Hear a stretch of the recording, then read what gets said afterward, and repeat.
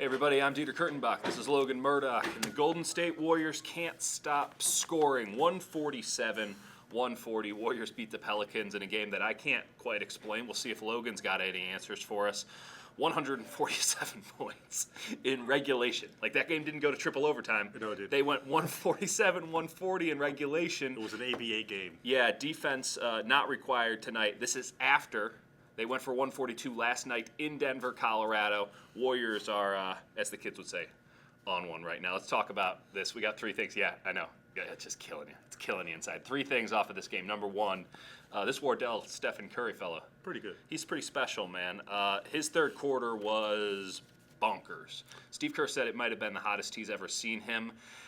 I don't know if I'm going to go that far, but he had 23 points in the third, 7 made three-pointers. He pulled the Warriors back into a game. They were down 16 with like a little bit more than 4 minutes left. They were up by 1, like 4 minutes later, because Steph just went off. Each three getting deeper, each three a bit more challenging. He was going to a hoop that was 10 feet wide. It was a crazy, crazy basketball. Steph is just playing out of his mind right now. I was talking about him. We were talking about it on the podcast, MVP stuff.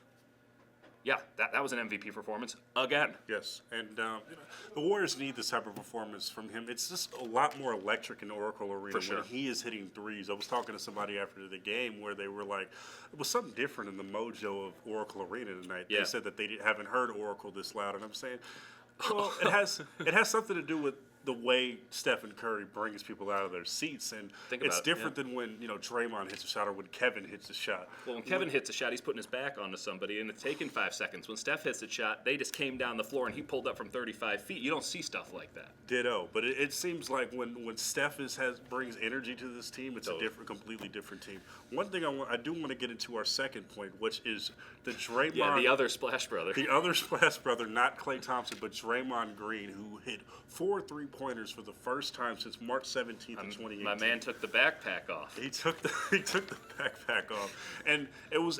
This is something that can really unlock the Warriors' offense. For sure, right? If he can be at least just a formidable threat, that he can be at the top of the key, just something to just bring them out. Yeah. Earlier in the season, it was like a black hole out there. They weren't even bothering. He didn't even know what to do with that space that they were giving him. He called it gimmick defense. That wasn't gimmick defense. That was good defense. Yeah. Pelicans did it a little bit tonight. And he burned them on it. Yeah, and it's always funny when Draymond can just hit 1 3 and he's talking trash to the other team's bench, and it's amazing to see. But I think that when Draymond does this, he can really open up the offense. He had 14 assists tonight as well, crazy. and I think that the assists are going to be there, the defense is going to be there. But if the 3-pointer can be there, this team is just on another level. I loved what Dre told Alvin Gentry in the hallway after the game.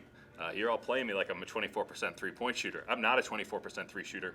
I'm just shooting that right now. I think he's up to 27% now. Third thing off of this one, we can go in 100 different ways. We probably should talk about it. We'll talk about this on the podcast, just the craziness of scoring in the NBA right now. I want to talk about Alfonzo McKinney, because I love talking about my man, Alfonzo McKinney. McKinney was awesome again. Played 15 minutes. He had 14, he was a plus 14, only 7 points, filling up the box score in a bunch of different ways, 5 rebounds. What I loved about McKinney was the energy again, and it was necessary because the Warriors bench, outside of Andre Iguodala, who Steve Kerr was right, has been fantastic as of late. I'm wondering if he's got enough left for the playoffs when it's all said and done.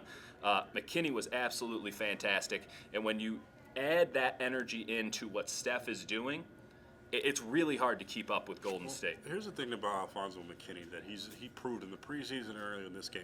He doesn't necessarily have to shoot a great percentage from the field to make a difference. All he needs to do is get offensive rebounds, bring energy, and dunk on Drew Holiday, which he did tonight. Drew Holiday got dunked on a lot tonight. But that's the thing that the Warriors need. They need energy off the bench. It's something that they didn't have. That's something they were looking for with Jordan Bell. That's something that they're looking for with Jerebko. But if he can play like that, I mean, that's great for their bench. Jonas Jerebko's been really good for this team all year. McKinney just straight up stole his minutes tonight. That's how good Alfonzo McKinney was. And obviously a lot of that is matchup and the style of play. I mean, again, they combined for 287 points tonight. Like, it was a little bit crazy. It's going to be a smaller game.